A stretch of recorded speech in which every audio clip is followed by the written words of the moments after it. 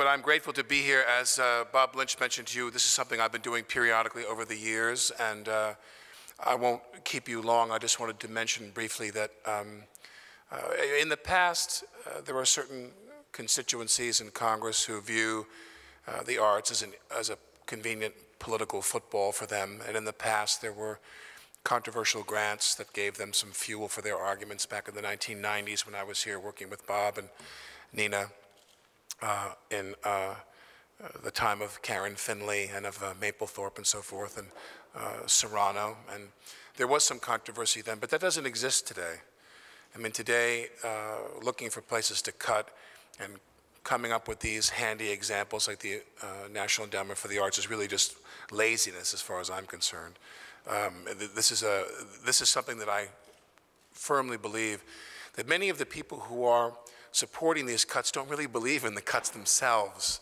They're just speaking from an old, very tired script where they're pretending they don't remember everything that people like Bob and Nina and many of you have taught them about the importance of arts education, not just for our children and for seniors and our communities, but art as seed money for business. Art means big business.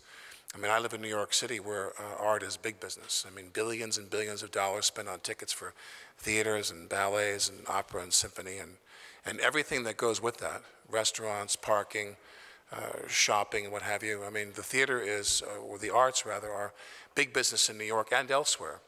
But there are places that are not like New York. They don't have wealthy corporations and an abundance of wealthy individuals who will fund these things. They rely on government grants, even modest grants in the neighborhood of $10,000 to complete their work. And I'll give this to you just as a thumbnail. We have a grant for $20,000 that the NEA has given to the Boise Art Museum, which is in Chairman Simpson's district. My eyes are failing me because it's kind of dark in here. Is that how they're saving money too? Are they turning the lights down? In Mr. Moran's district in Alexandria, Virginia, they received a $10,000 grant for Empowered Women International, which helps channel the creative talents of low-income immigrant and refugee women into small businesses that create jobs and a new generation of leaders and entrepreneurs in the arts. In Willoughby, Ohio, in Mr. LaTourette's district, they received a $10,000 grant, which made an enormous difference to the Willoughby, Ohio's Fine Arts Association, to Willoughby, Ohio's Fine Arts Association.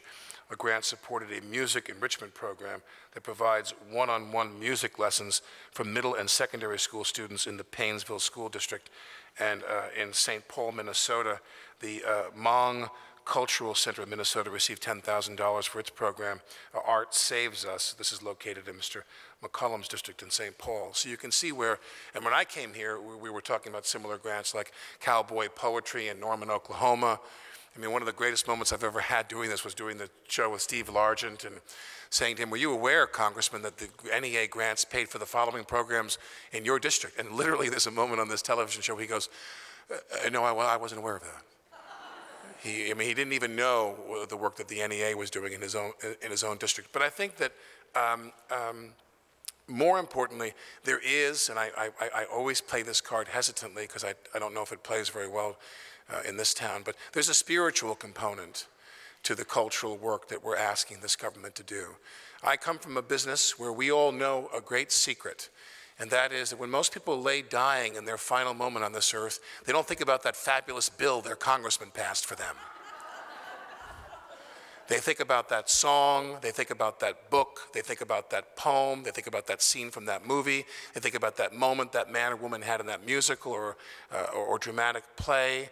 They think of dance, they think of the arts. The arts are what is under the skin and what is in the soul and in the hearts of people in this country, the preponderance of people in this country. And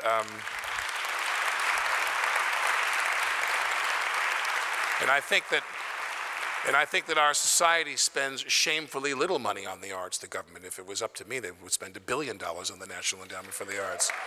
And we would have arts programs funded all over the country in underserved areas.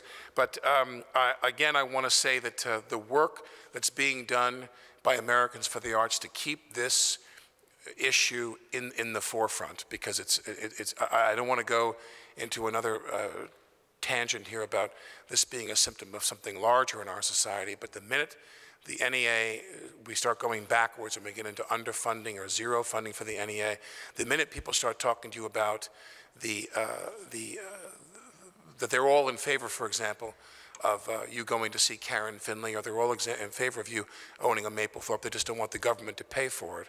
They just don't think the government should be in the arts business. That should all be privatized. And I remember going to a hearing, and after the hearing, this is why I don't have an Oscar or a Tony, because the idea came to me after the fact, on the way home. I always have my best ideas on the way home from the studio. I turned to this congressman and I said, well, if you don't believe in art and the importance of art, why isn't the Congress saving untold millions, if not billions of dollars, and you conduct your affairs in a brick building out in Virginia somewhere? This building is a work of art. This building is a work of art that was built to make a statement to the American people and to the world about what kind of business we're in this country. And art is part of that business. Art is part of our heritage and our expression. And I think the question, once we get into the question of whose art deserves funding and whose art doesn't, we have a problem. I think the government should be funding the arts. I think the government should be helping the business of the arts. There's a lot of other businesses this country gives money to and supports and props up that our contribution to the arts is minuscule compared to that. And I don't want to demonize those businesses by giving you a litany. I don't think I have to. We all know that millions and millions and billions of dollars goes, perhaps unnecessarily, to prop up companies that are perfectly capable, I'm assuming, of surviving on their own in the marketplace. But the arts cannot. There are parts of this country where the arts cannot survive. I want to repeat that. There are parts of this country, vast parts of this country, where the arts would not survive without the help of the National Endowment for the Arts and the work that's being done by these people and by the work that's being done by some of you who are here to lobby for Arts Advocacy Day. And I wanted to thank Bob Lynch one more time for having me come again this year. And I want to thank Nina Azu one more time for having me here. And I want to say I'm really, really grateful to be doing this with Kevin. That's a great, great thrill for me. And thank you all very much for being here today. Thank you.